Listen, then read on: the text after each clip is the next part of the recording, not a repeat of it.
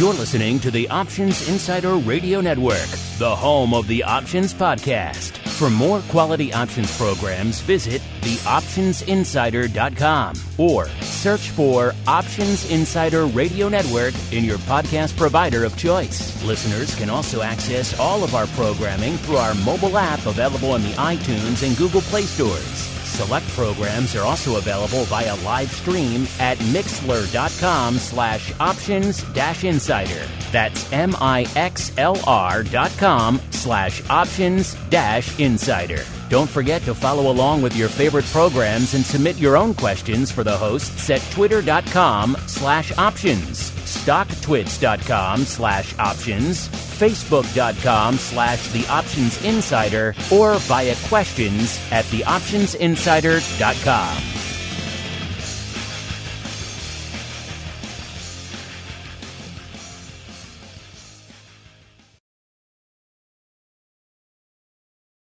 Gold, crude oil, corn, soybeans, and more. With so many tradable products, the futures options market can be an intimidating place. How can you possibly keep track of the latest trading developments across so many different products? Don't worry, we've got you covered. Welcome to This Week in Futures Options, the program designed to help active futures options traders stay on top of this ever-changing marketplace. Each week, we'll break down the top trades, hot products, volatility explosions, and much more. This Week in Futures Options streams live, so be sure to check out our live stream via the Mixlr app. That's MIXLR. Or join our live chat room at mixlr.com/options-insider. Whether you're an experienced veteran or a newcomer looking to separate the wheat from the lean hogs, This Week in Futures Options has the information you can't find anywhere else. This Week in Futures Options is brought to you by CME Group, the world's leading and most diverse futures and options exchange. For more information and educational resources about futures options at CME Group, visit cmegroup.com/options. This Week in Futures Options is also brought to you by FTSE Russell, a leading global provider of benchmarks, analytics, and data solutions. For more information, please visit ftserussell.com, cboe.com, and cmegroup.com. And now, get ready to break down the latest futures options trading activity. It's time for This Week in Futures Options.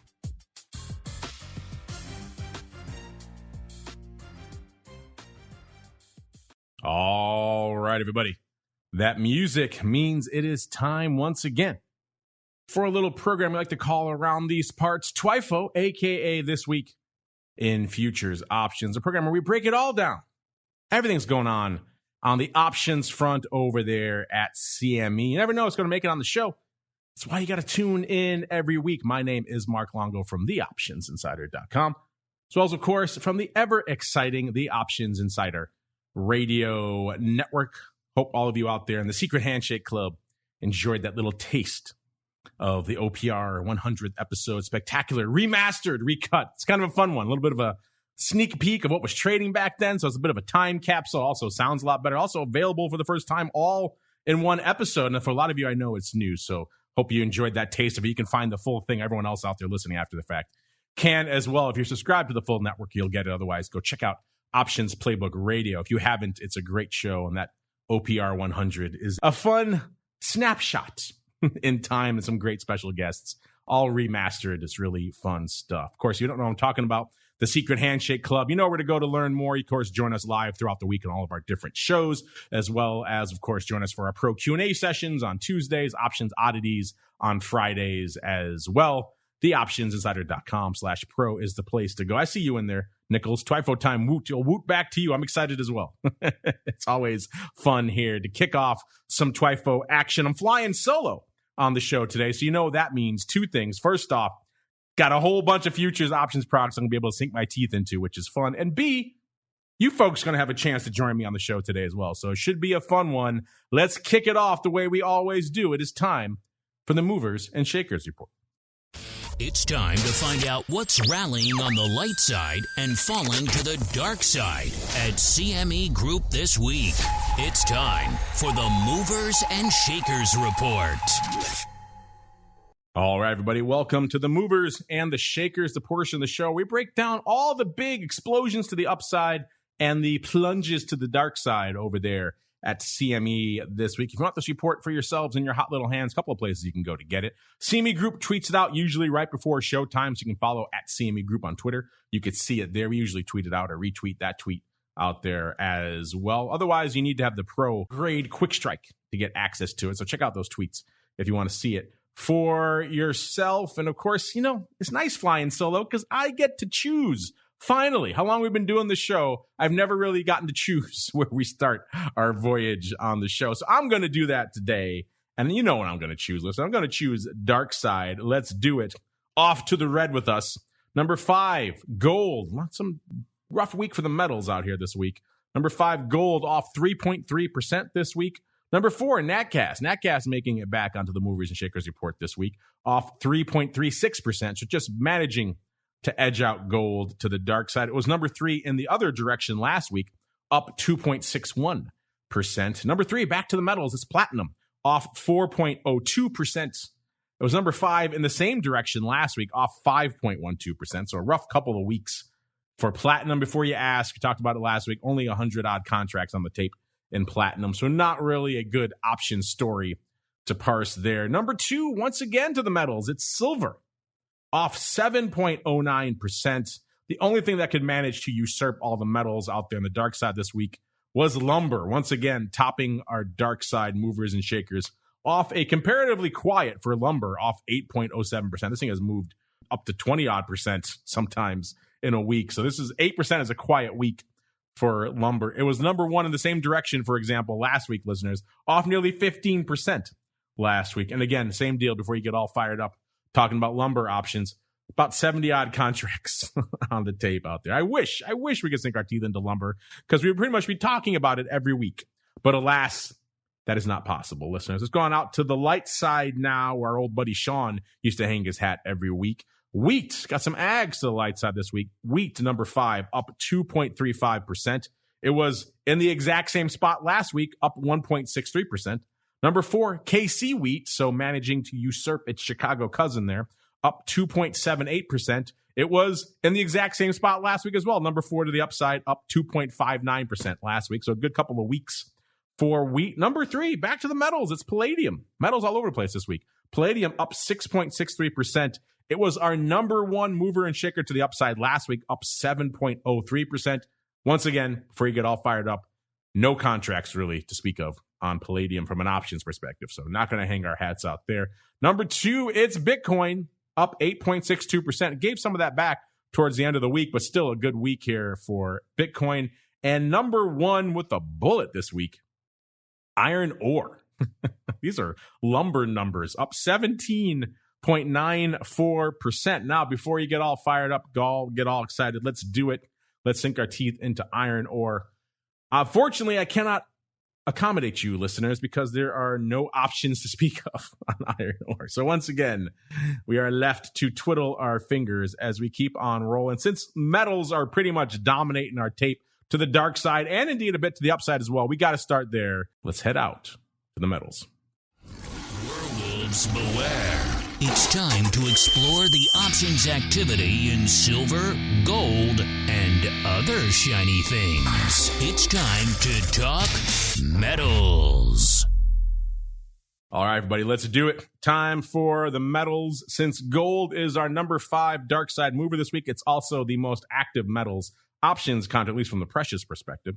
Let's hang our hats out there first. Coming into showtime, gold at a 1751.2 in that front future, off nearly 10 handles or about 0.5% on the week. Seems like a far cry from the north of 2,000 level everyone was celebrating not too long ago. At least all the gold bugs were celebrating out there. In terms of paper, decent week out there. 160,000 contracts on the tape this week. So that's definitely enough for the number 1 precious spot out there. In terms of where the action is this week, 26.1% of it coming in the SEP contract that has about exactly 14 days to go. So right at our cutoff. How obliging, how nice gold. I have a feeling we're not going to find that if we go to equities or some other spots, but gold, at least playing and adhering to our 2-week cutoff rule out there to analyze vol and skew. Let's talk some vol out here in gold. It's never really been a high volatility product. When we do see those sparks of life in gold vol, they are relatively short-lived, and kind of a whole lot of nothing on the vol front this week as well. About a 1308 in that SEP contract. That's off about a tenth of a point this week. So not a ton of vol to start with, and it didn't really move that much, which is kind of what you expect. For gold from a skew perspective, let's see. Last week, the puts 5.1% rich to the at the money, so a bit of a bid to the puts. This week, still bid a little bit less, up 4.6% bid over that at the money vol. There's just a refresher there. That vol we quote is the at the money vol, 13.08, and then the puts are 4.6% rich beyond that 13.08 levels. Let's see, listeners, now what's going on the call front.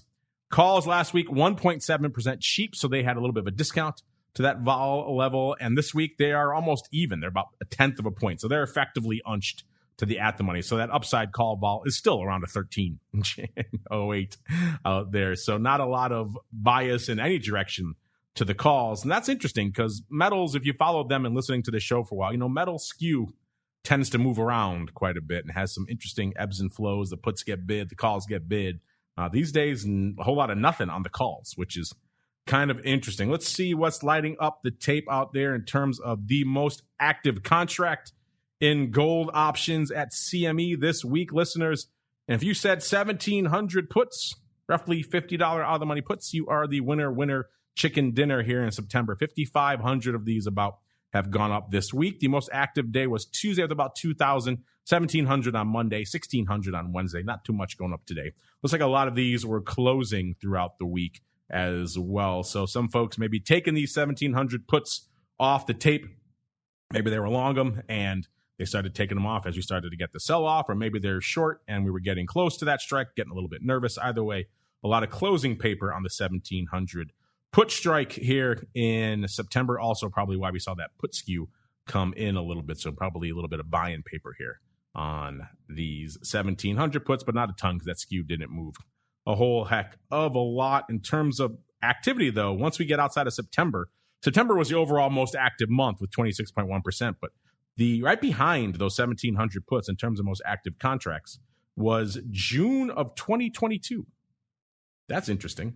And we have the 18 half calls. We always talk about funky upside in the gold, the metals in particular, but gold is usually the one that really has it. And let's see what we got cooking here in the 18 halves in June of next year. Doesn't that sound so futuristic, listeners? 2022. It sounds like we're reaching far into the distant future, but it is indeed only next year. 18 half calls, pretty active earlier in the week and again today. The 1,500 trading on Monday, over 2,000 going up on Tuesday, and nearly 1,000 hitting the tape again today. For some reason, I don't have OI numbers on these. I'm going to guess these are probably opening, but I can't imagine there's a ton of OI on the 18 half strike in June of next year, but I'll have to dig in to see for sure. But that's our number 2 contract with 4,600 going up this week. And unlike what we usually see with these funky kind of longer term out of the money call trades, I don't see another fly leg or ratio leg against it. The 2,000s traded a little bit, only a few hundred times. So it'd have to be like a 1/10 if that was the ratio. I don't think they did that. So it looks like it's straight up 18 halves lighting up the tape this week, listeners. That is not what I expected. By the way, there is about 13,500 contracts open on the 18 half strike in June. So it could potentially be closing. That is more than I expected out there.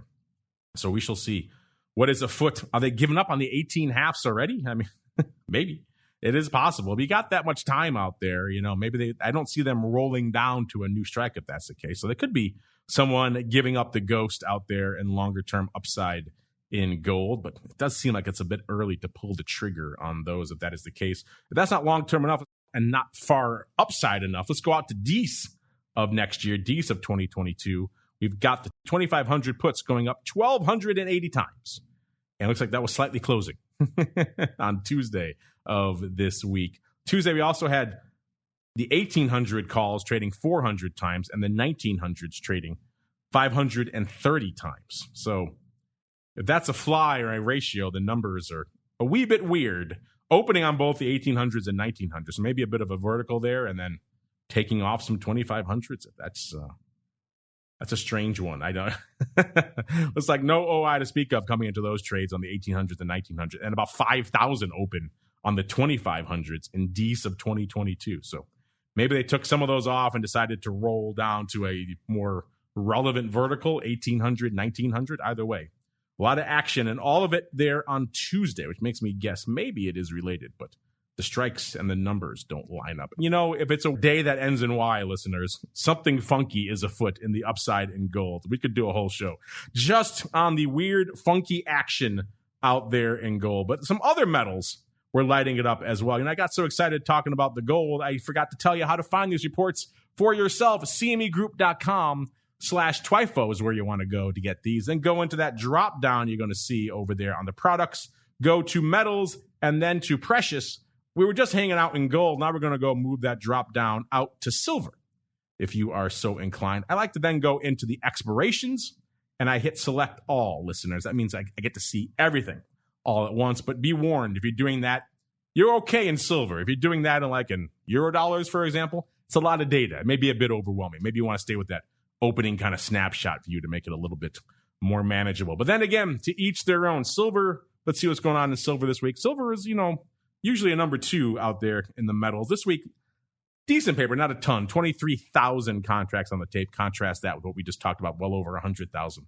In gold, you can kind of see the relative discrepancy there in terms of volume. Silver, like I said, 23.16.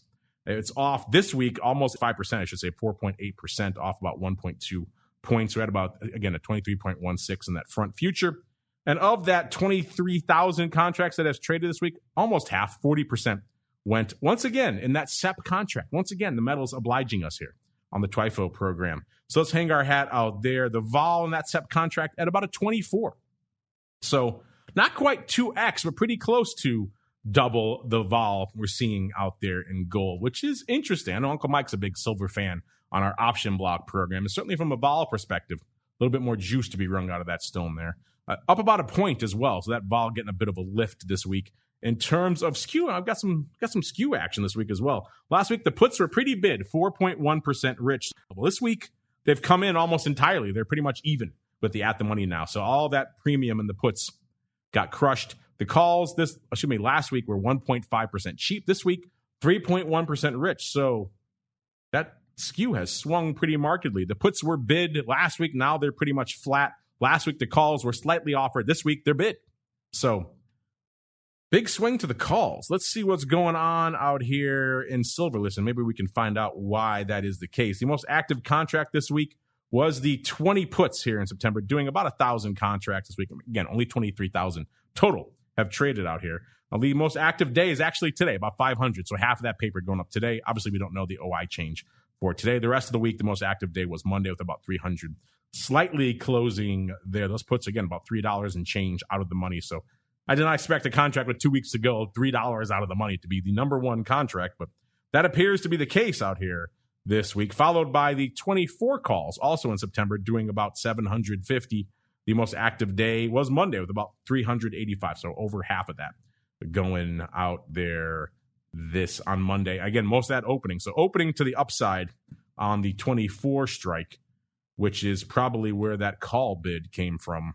Also saw some action on the 25s as well, also opening throughout the week as well. So looks like maybe some opening upside call love this week. It's the bid we saw moving into that skew. Put-wise, though, we saw those 20 puts coming off, and perhaps that is what crushed that. Looks like a decent chunk of that was closing. Again, we don't know today's action for sure. 22 puts also pretty active with about 600, and they were kind of back and forth. The lion's share also Monday for those, and slightly closing. So, again, no real indicators, but it does. Obviously, the puts got crushed pretty good this week, so had to be some selling paper in there somewhere. Let's move a little bit farther out to see if we can see any other aberrant prints out here. Silver not quite the same as gold. We don't see as much of the, shall we say, outlandish paper. That said, there's a little bit to be found out here. If you want a little bit of upside optimism, upside swing for the fences, call it what you will. Looks like we got the March 50s. Yes, 5 O's. So silver has to more than double, trading 165 times yesterday and 362 times today. Total of 527 of the March 50s, 5-0s, have traded this week. That sounds like, remember back a few months ago, listeners, everyone was all fired up about the possibility of a silver squeeze. Well, you need something like that to make these 50 calls. I'll have to tell you, Uncle Mike, he'll be excited to know that someone's playing on the upside. Obviously, a lot trading today, so we don't know the OI, but it was opening mostly yesterday, so not a lot of OI on the strike. So it's all opening paper on the 50s, as you probably would imagine. Not a ton of people playing there. Also saw the 30s trading this week as well, but different days. So they weren't verticals or ratios. It was just straight up action on the 50s this week, which is, again, not what I expected. So, gold usually leads that trade with the weird upside, but this week, silver come into play as well with the 50 calls. What do you think, listeners? You think we can be at a 50 handle by March of next year? That would be quite the move in silver. That would maybe potentially qualify as a squeeze. Let us know your thoughts, listeners. Well, we're going to keep on rolling. Platinum, obviously, not a lot of action there from an options perspective. Palladium, same deal. And iron ore, unfortunately, same deal as well. So I think next we will hang our hats. We got NatGas, number 4. Let's head on out to energy. It's time to tap into the deep options well of black gold, Texas tea, NatGas, and more. It's time to talk energy. All right, everybody, let's do it. Let's talk some energy. Go back to that same drop down, listeners. Go out of the metals, go out into energy, and then go into beyond crude oil. I may go back to crude. I think you have a question about that. But we're going to start things off in NatGas today. Go to the NatGas LN, as it is shown in the paper, in the drop down there. That'll get you the pretty much really only active contract out there in NatGas. And it is pretty active. 462,000 contracts on the tape. So compare that to the 23,000 in silver and roughly 100,000, 160, 130, whatever it was out there in gold. And you get a sense for how active NatGas really is. Coming into showtime, NatGas, the future, we a little bit shy of that 4 level, 390 out there, giving up about 5.65% just since Monday's session, about a quarter of a point almost out there. In terms of action, once again, SEP obliging us here. SEP, of that 462,000 contracts, 41% of it going up there in the September contract. So a lot of paper here in very near dated. Again, this is kind of what we talked about for a while. The weeklies have always seemed to be problematic in the energy complex, particularly WTI, but something similar with NatGas. And now CME talking about the WTI weeklies getting more action. And then also we're seeing a SEP contract that has eroded down to effectively a weekly, doing a ton of paper in NatGas. So it does seem like near-dated contracts getting a little bit more love out there in the energy complex these days.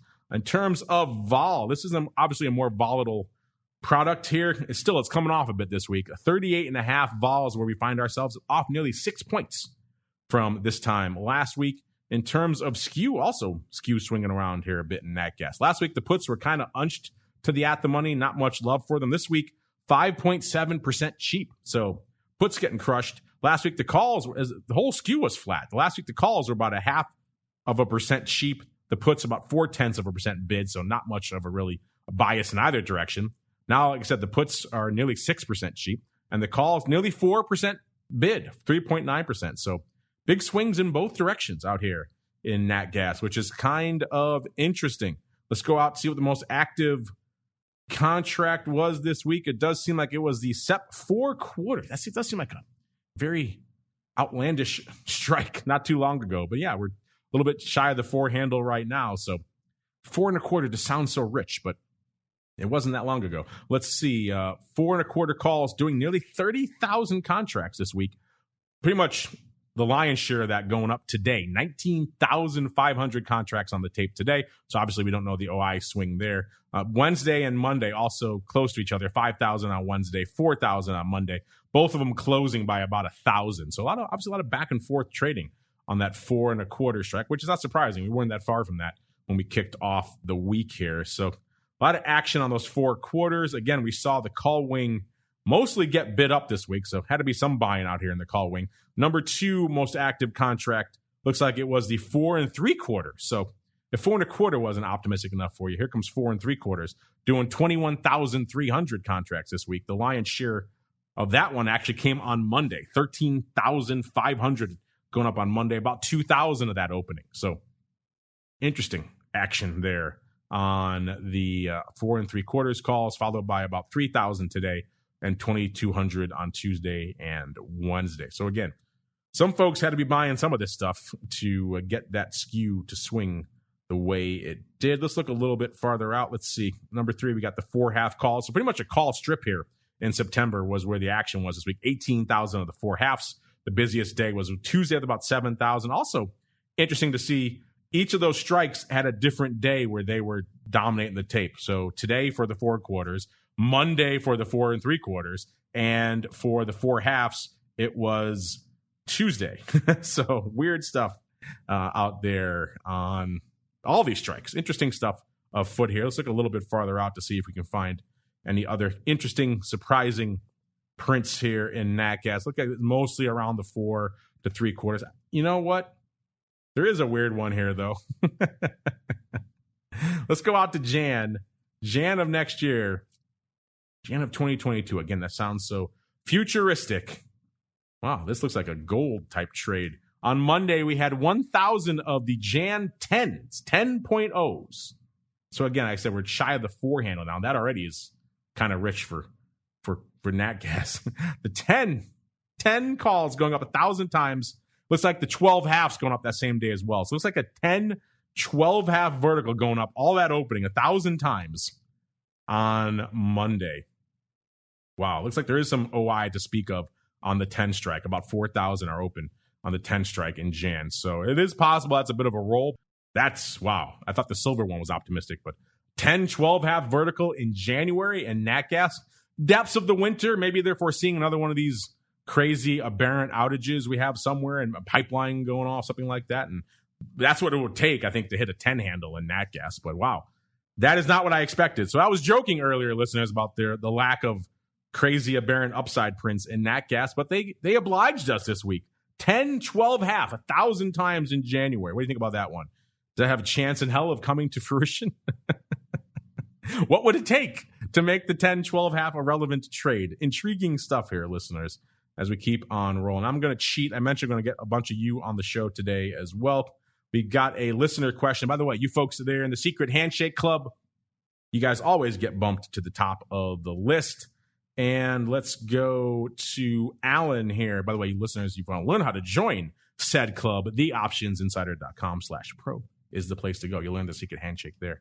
Alan, one of our members there, says, what mysteries does the WTI option skew hold in store for us this week? Well, Alan, since we're hanging out in energy anyway, we might as well pop up to WTI, go up to that same drop down, listeners, get out of NatGas, go up to crude oil, click on WTI, and then you too can be off to the race. This is the one that's kind of come under some interesting scrutiny of late out here. It looks like the Biden administration putting a little bit of heat on OPEC, saying, we think prices are a wee bit too high out there. Maybe you folks need to turn the spigots back on after turning them not quite off, but tuning them down a bit out there. So a little bit of pushback out there on the OPEC front. We'll see if that materializes in some sell-offs out there. At least net on the week, the answer to that is no. Coming into showtime, WTI at about a 69, almost exactly, up pretty much 0.75 of a point, or about 1%. If you're wondering, active week for WTI as well, 549,000 contracts on the tape. So beating NatGas by almost 100,000 contracts. So a lot of paper here in WTI this week.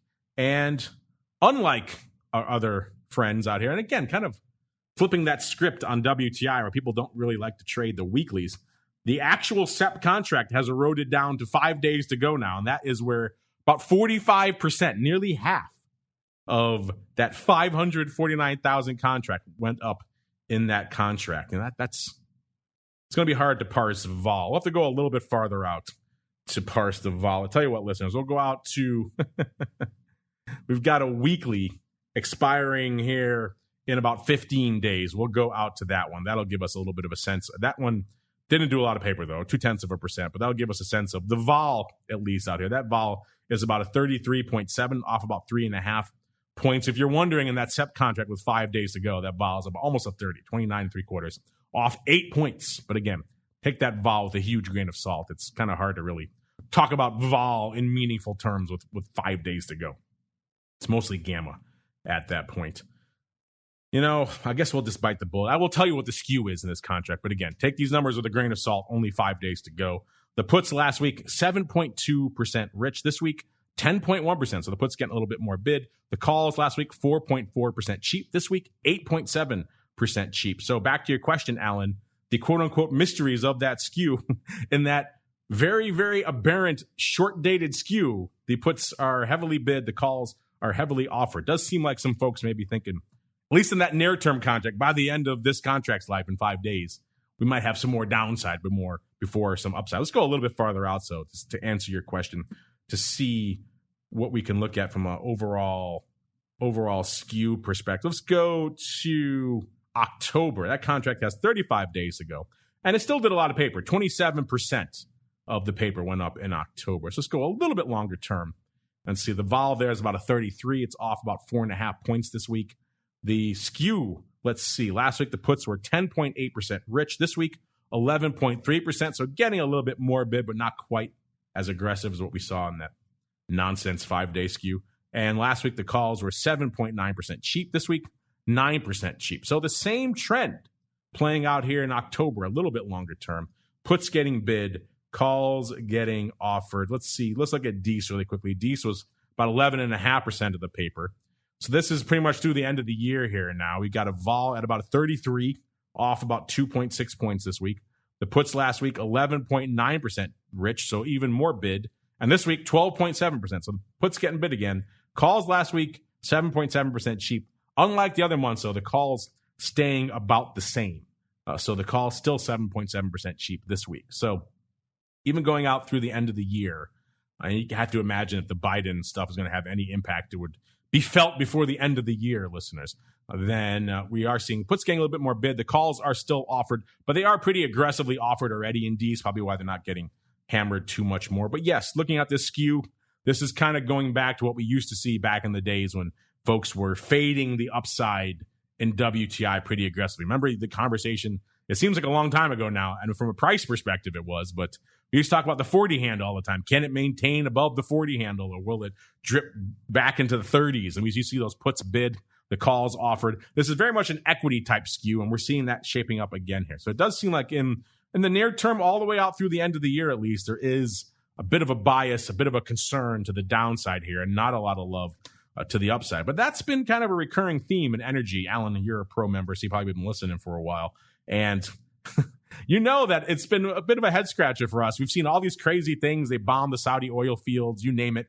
And yet the skew could never really catch a bid to the upside and maintain it for any substantial period of the time. If the calls had any sort of bid, it would kind of go away pretty quickly. So we'll see if that will be the case now, if we can get some movement on these calls, or if all this skew is telling us the right thing and all the action through the end of the year is going to be to the downside, or at least predominantly to the downside in WTI. By the way, speaking of action, let's see what paper is lighting it up since we're out here in energy anyway. It's the weekly SEP, 5 day to go, 65 puts, 28,385 of those have traded this week. The big day was Monday, about 12,500 on Monday, slightly biased towards closing, followed by pretty much the exact same amount throughout the rest of the week. 5,400 on Tuesday, 5,300 on Wednesday, 5,200 today. And looks like mostly or slightly opening really on most of those days out there. So a lot of action on the 65 puts, which again is about a $4 out of the money put at this point, and that's going away in about 5 days here, this contract. So you need to get some action in WTI to the downside to make those 65 puts make sense. The number 2 most active contract out here this week was the 70 calls. Again, that's only a point out of the money. It sounds rich, but it's only a point out of the money. Those are about 18,000 of those. The big day again was Monday, 6,800 on Monday, 5,300 on Wednesday, 3,700 today, and 2,100 on Tuesday. The most OI change we saw was on Monday as well, with about 2,000 of that. Looks like it was opening there. So 65 puts, 70 calls, kind of tight around at the money, not entirely surprising, but that was where kind of our action was lining up. So let's scroll down a little bit. 70 is also printing in October, about 11, almost 12,000 of those. 75 is going up in Dees, 7,500 of those. Let's see really quickly what 4,300 of those traded on Monday, 1,600 on Tuesday, about 1,000 on Wednesday, and about almost 700 today. Looks like they were biased towards closing on Monday and kind of scattered throughout the rest of the week. So again, the calls didn't change that much in Dees. So that 75 strike didn't seem like it really moved the needle from a skew perspective. Let's look really a little bit farther out. There are some puts trading in March of next year, the 45 puts, about 3,000 of those. And if you want to go a wee bit farther out to Dees of next year, the Dees of 2022, you've got the par calls, the 100 calls trading pretty much all today, 4,010 going up today, about 300 going up on Monday as well. So a total of about 4,300 going up this week. Of the par calls, the 100 calls, also worth noting, the 70s trading today 1,500 times and the 80s trading 1,350 times. Oh, and then the 110s have also traded 2,000 times. So that looks like that goes more in line. So it looks like a couple of verticals going up, 70, 80, not quite 1-to-1, but pretty close. And then the 100, 110, 2,000 by 4,000, 2,000 on the 110s, 4,000 on the pars. So, and there is some size open on the pars and decent actually listeners. 68, almost 69,000 contracts open there. So these could easily be closing, although while you're giving up the ghost on the par strike now, interesting timing, but intriguing stuff nonetheless. Let's look really quickly out here, listeners, see what else is intriguing on our movers and shakers list this week. You know what, listeners, we have seen some action later on in the week here from a vol perspective, so let's head on out to equities next. It's time to explore the volatility swings, skew changes, and hot options trades in your favorite indices. It's time to talk equities. All right, everybody, welcome to the equities. Of course, this is the portion of the show where we also break down that product category you folks like to watch called volatility. And there was some vol action this week, though perhaps not what people expected. It seemed like vol might be firming up heading into last week's show, and maybe we were poised for another shoe to drop. That shoe did not drop this week, so we're seeing vol mostly down across the board this week, listeners. RVX, a.k.a. the VIX of the Russell 2000, at about a 24.70 coming into showtime, off about 1.25 points or so from last week. VIX at a 15 handle, listeners. It was flapping around the 15.5 level coming into the start of the show. It's off about almost 1.75 points from where it was this time last week. So all of you who had a 15 handle in our VIX poll, you're looking pretty good right now. I was not calling for a 15 handle, I will admit that. VVIX 116, up about 3.25 points from where it was this time last week. VVIX, if you're not familiar, listeners, is the volatility of volatility itself, aka the volatility of VIX, and it has been moving around a bit, so that's why that number is relatively lofty. And VolQ, aka the at-the-money vol of the NASDAQ 100, aka the newest tradable vol product over there in the CME family, at about a 16, almost even, off about 1/4 point. Not a huge move from a VolQ perspective. So we see the VIX to RVX spread, so the small cap to large cap vol spread at about a 9. That's about 0.5 point wider than this time last week. And that's pretty much because VIX has outpaced RVX to the downside this week. And VIX to VolQ, it's about almost 0.5 point. Actually, a lot tighter. It's about 0.75 point tighter than what it was this time last week. So VolQ stayed the same. VIX came in. That's where we saw that tightening of that spread. Let's head on out now to the equities landscape, see what's lighting it up. Let's kick things off in the land of Russell 2000, because you folks have a lot of questions about what's going on with the upside. What's going on with the upside? Let's find out for ourselves. Of course, because it's an equity, 47% of this paper had to go up in the contract that's going out in one day. This is just par for the course with equity. Let's go out to the week 4 August contract, because that one has 15 days to go, and about 7% of the paper went up there. So at least some paper traded there as well. The vol out there, if you're wondering, 19.86 off about 1.9 points this week. Skew-wise, the puts last week, 13.5% rich. This week, 13.1% rich. The calls, almost 10% cheap last week. This week, nearly 12%. So the call is coming in quite a bit. If you want to know where the action was from an overall most active contract perspective this week, that means you have to go back to that 1 day to go contract in August that has 1 day to go. And we have the 2260. So I said coming into showtime, we're at about a 2242 in the Russell 2000, off a rounding error, off about 3 points or about 0.14%. So not a huge net move week for the Russell 2000. And we're seeing the most active contract, 2260s.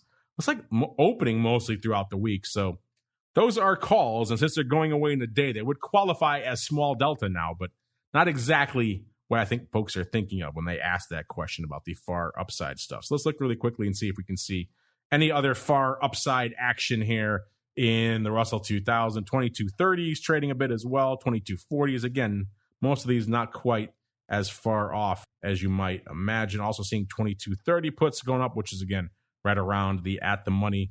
Let's look a little bit farther out to see, it looks like this week is one of the rare weeks where we're not seeing a lot of near-term or even longer-dated small delta / upside call action. This is, I guess, a week where folks are taking a bit of a break, and I kind of understand it. The small caps themselves taking a little bit of a break this week as well. So let's take a rare sojourn out there into the E-mini S&P 500 as well. And that's a contract a lot of you like to watch, and a lot of you like to trade out here. Let's see. Let's just give a comparison. We talked about gold doing 100,000 contracts, silver doing about 23,000. We had NatGas doing, I think, 460,000, almost 100,000 more for that for WTI. And then coming into today's show, you have E-mini S&P doing 1.2 million contracts. Give you a sense of how much paper is going up out here. And the vol, again,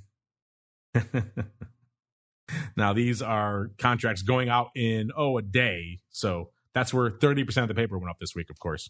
That vol is at about an 8, but take that with a bit of a grain of salt. Let's go a little bit farther out, listeners, to another contract that has a little bit more paper. Let's see. And also has a little bit more meat on the bones. It's harder to find one here. It's all 1 day to go, 4 days to go, 6 days to go. There's so much fascination with the weeklies and the equities that, it's almost nothing else trades me. Let's go out to September.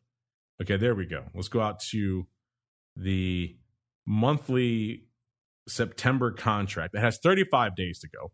And it did about 13% of the paper this week. So it's not like it's a slouch from a volume perspective. The vol out there, 11 3/4. So we're starting to get anemic out there in some of these contracts. Off about 3/4 of a point. In terms of skew, man, we got some sizable bids on these puts. So the puts last week, almost 27% rich. That's a hefty bid. This week, 34.5% bid. Wow, that's impressive. The calls last week, 16.3% cheap. This week, 18.7% cheap. So the calls even cheaper. The puts even more bid. That's probably what you'd expect. Perhaps not to that degree, but we are floating around all-time highs in the S&P, so it makes sense some folks would be bidding for some puts. And the vol is getting cheaper, so it makes those puts overall cheaper, even if the skew is trying to offset that by bidding them up even more. In terms of the most active contract out here this week, that was we're at a 44.53 in the S&P right now. It was the 3,500 puts going out tomorrow, doing 32,852 contracts. That was the most active contract in the S&P 500 E-mini. That is bizarre. I did not expect that at all. We saw pretty much all of that trading in 1 day. Monday, a massive print of 32,852 went up on Monday. All of that opening in the 3,500 puts, listeners. My goodness. Who is opening on this ridiculous strike with a few days to go for such size? Yet they were. Let's see. How do we look here from an overall? Yeah, I mean, the puts got more bid this week, so maybe stands to reason someone was buying those bad boys. But wow, that is not the strike I expected, and certainly not all in one massive opening print like that.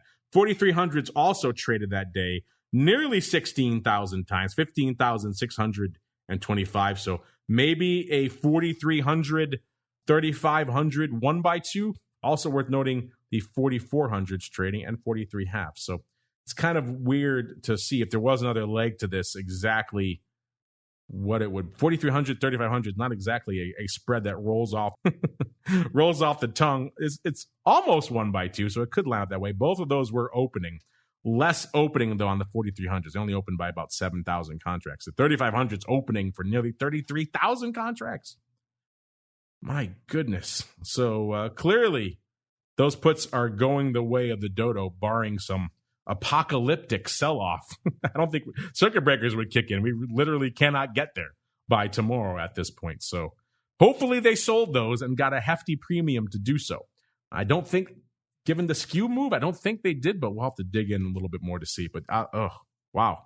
That is not the print I expected when I pulled up the E-mini S&P today. What do you think of those, listeners? 3,500 puts going up 33,000 times with about a week to go. Not even when they went up. That's, wow, that's crazy paper. Speaking of crazy, I would never say you folks are crazy. You folks are, shall we say, interesting. So let's get to some of your interesting feedback right now. It's time for your questions, comments, and insights. It's time for Futures Options Feedback. Submit your questions at twitter.com/options, facebook.com/The Options Insider, stocktwits.com/Options Insider, or via questions@theoptionsinsider.com. You can also submit your feedback via our Options Insider Radio Network mobile app, available for iOS, Android, and Kindle Fire devices. You can even ask your questions live via our Mixlr chat room. So grab the Mixlr app or just search for Options Insider at Mixlr.com. That's MIXLR.com.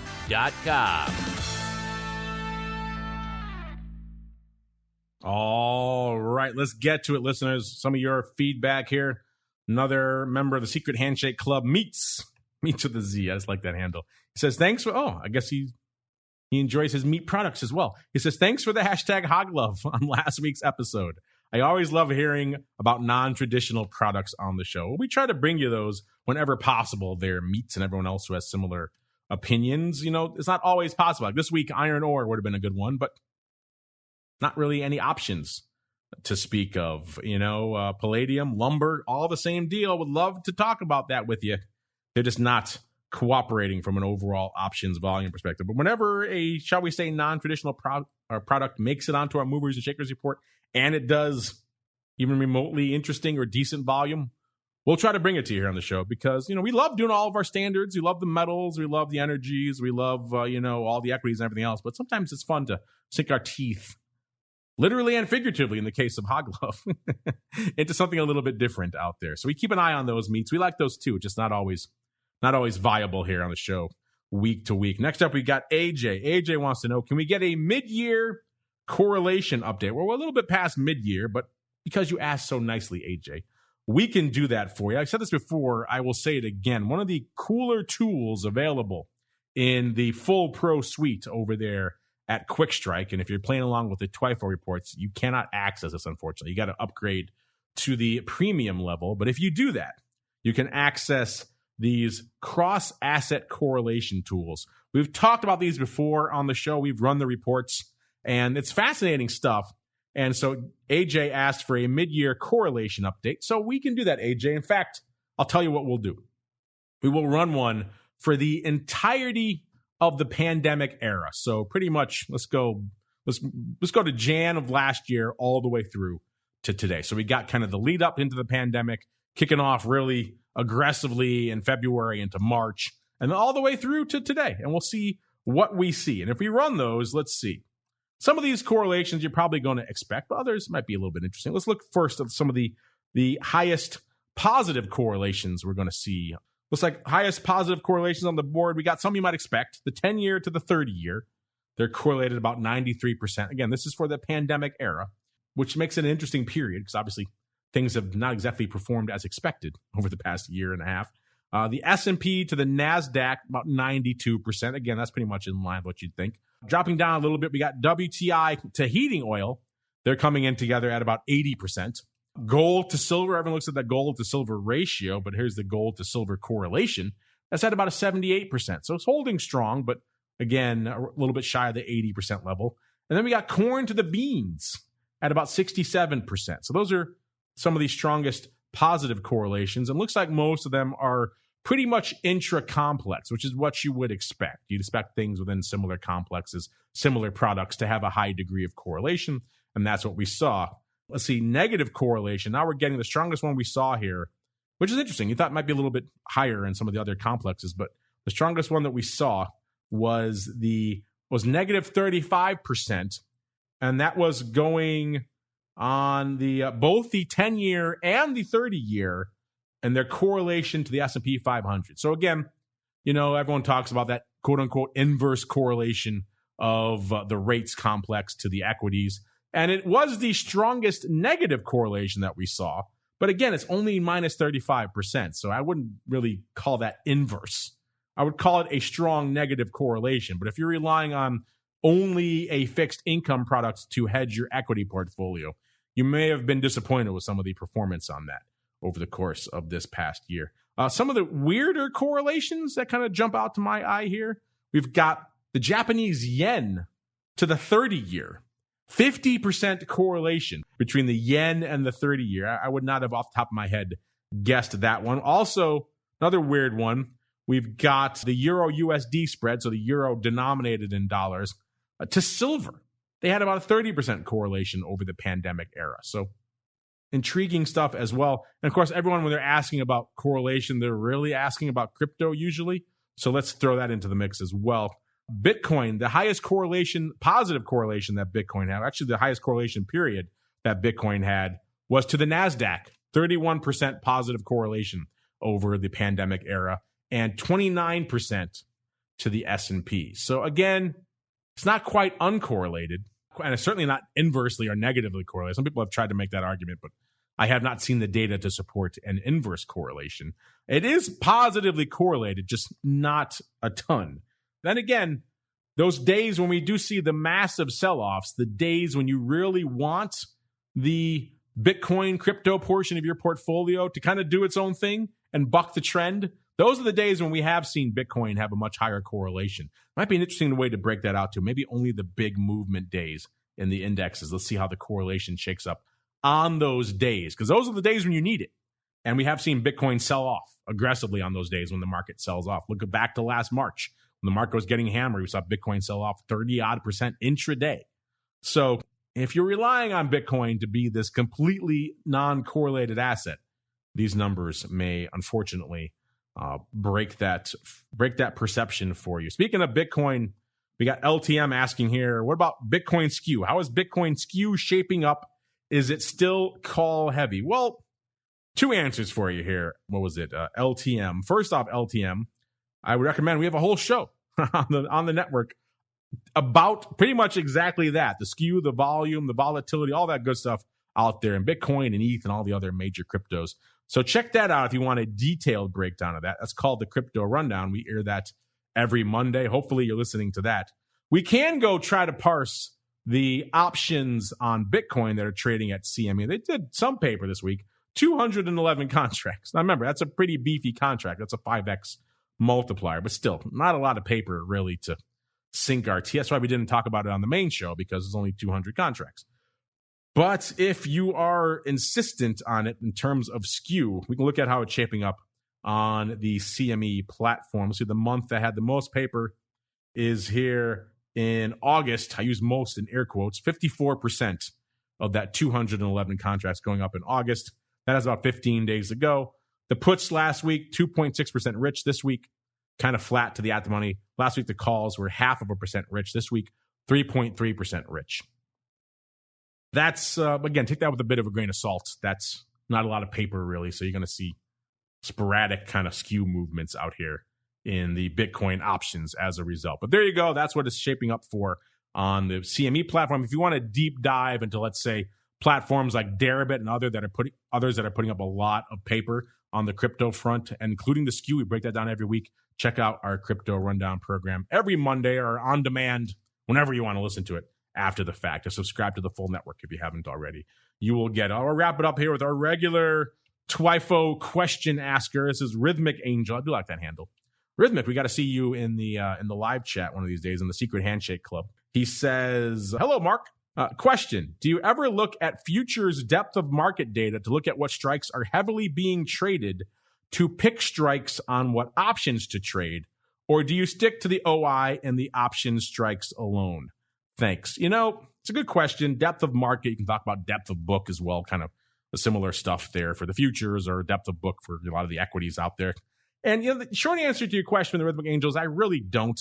I mean, it's interesting data, and if maybe if you're working something to do with a gamma scalp, you want to pay attention to that. I certainly used to look at a lot more depth of book stuff in the equities when I was doing a lot of gamma scalping intraday because I had to work my hedges around that. So I was slinging underlying against my options positions. These days, I'm not doing a lot of gamma scalping because it's really challenging to do in most retail accounts. So the short answer to that is no. And also, a lot of times, if you're looking at the option spreads, the options OI, the options skew, that's going to give you a lot of insight into how things are shaping up. And for me, I'm doing a lot of spreads and things out there. So what I want are certain skew setups, certain volatility levels, and that's going to be found more in the options information than in the underlying information. So if you have a heavy action around a certain strike in the futures in your question, that's probably going to translate into more OI, tighter spreads, maybe a change in the skew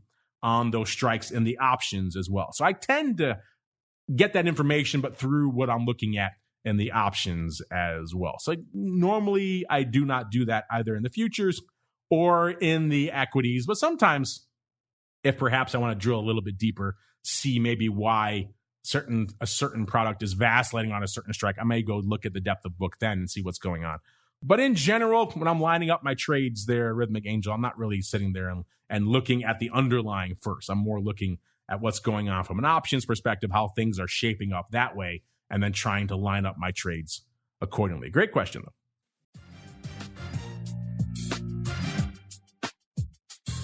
All right. That music means we did it, listeners. We survived a full hour here. And what a fun hour it was. Jam-packed with products, with your questions. I got to choose which way we went this week, to the dark side or to the light side. So it was a fun week for me. Glad it was. Hopefully it was a fun week for you out there as well. Speaking of weeks, the week's not over. If you want more content, we're back at you tomorrow, noon Central, 1 p.m. Eastern for volatility views. If you like that little snapshot we gave you there of equity volatility, you want some more, tomorrow, noon Central, 1 p.m. Eastern. If you're in the Secret Handshake Club, you can listen live. Of course, if you're subscribed to the network, you can listen after the fact, whenever your heart desires. And then, of course, all of you in the Cool Secret Club come back again at 2 p.m. tomorrow, 3 p.m. Eastern for Options Oddity. That's a fun one where we break down all the crazy paper we're seeing out there in some interesting perspectives. Maybe we'll start rotating in some more futures options. It's just there's so much equity option stuff. It's hard to fit all of that in on the show. You should see how many we pulled together, and then we only can fit in so many. So to squeeze in on top of that now, additional stuff in the futures options space. And also it's a little bit harder because you don't always have the good execution data in the futures options that we do in the equity options. So we can't see if they're lifting offers, etc. It makes it a little bit easier from an analysis perspective. So with that said, might be fun to sprinkle some of that into options oddities.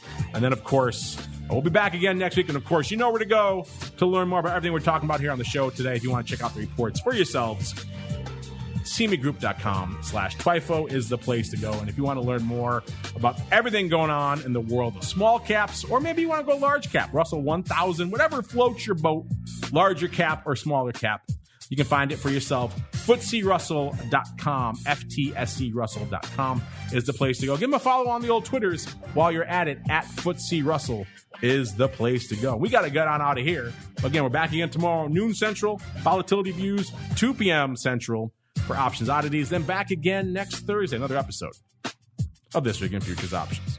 We'll see you then. This Week in Futures Options is brought to you by CME Group. the world's leading and most diverse futures and options exchange. CME Group's markets help individuals and businesses around the world manage risks and seize opportunities. CME Group offers the deepest and most liquid options on futures across all asset classes, including interest rates, equity indexes, foreign exchange, energy, agriculture, and metals. For more information and educational resources about futures options at CME Group, visit cmegroup.com/options. This Week in Futures Options is also brought to you by FTSE Russell, a leading global provider of benchmarks, analytics, and data solutions. Investors in the U.S. and around the world are using FTSE Russell indexes to benchmark their investment performance and create investment funds, ETFs, structured products, and index-based derivatives. Many Options Insider Radio Network listeners will be familiar with the Russell 2000 Index. Russell 2000 futures and options are currently trading on the Chicago Board Options Exchange and CME Group. For more information, please visit ftserussell.com, cboe.com, and cmegroup.com. This broadcast is intended for informational and educational purposes only and does not constitute trading advice or the solicitation of purchases or sale of any futures or options.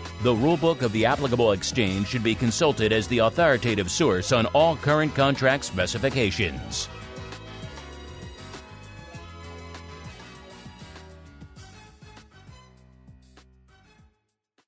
You're listening to the Options Insider Radio Network, the home of the Options Podcast. For more quality options programs, visit theoptionsinsider.com or search for Options Insider Radio Network in your podcast provider of choice. Listeners can also access all of our programming through our mobile app available in the iTunes and Google Play stores. Select programs are also available via live stream at mixlr.com/options-insider. That's mixlr.com/options-insider. Don't forget to follow along with your favorite programs and submit your own questions for the hosts at twitter.com/options, stocktwits.com/options, facebook.com/theoptionsinsider, or via questions at theoptionsinsider.com.